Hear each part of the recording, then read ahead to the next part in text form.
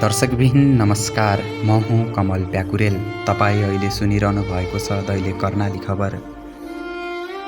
अछामको बान्नीगढी जयगढ गाउँपालिकामा चैत्र 26 गते भएको भीषण आगलागीमा जलेर नष्ट भएका 23 घर र 35 पसल पीडितले अझैसम्म राहत महसुस गर्न सकेका छैनन्। करोडौँको क्षति बेहोरेका स्थानीयहरू अहिले अस्थायी टहरामा बस्न बाध्य भएका छन्।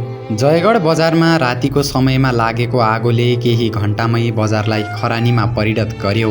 गाउँपालिका अध्यक्ष टेकबहादुर साउदका अनुसार करिब 8 करोड रुपैयाँ बराबरको क्षति भएको छ।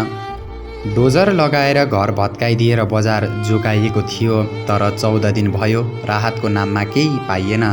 सबै नेता गाउँमा आए, मन्त्री गाउँमा आए, आश्वासन मात्रै दिए, राहत अहिलेसम्म पनि दिन सकेनन्। एक्लो जीवन बिताउँदै आएकी निर्मला रावल आफ्ना बालबच्चासहित आफन्तको घरमा आश्रित छिन्।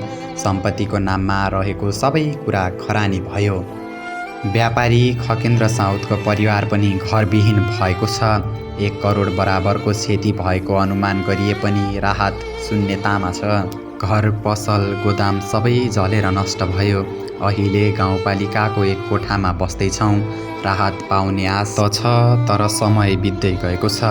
प्रदेश सरकारले 50 लाख रुपैयाँ राहत दिने निर्णय गरिसकेको भए पनि गाउँपालिकामा त्यो रकम अझै पुग्न सकेको छैन।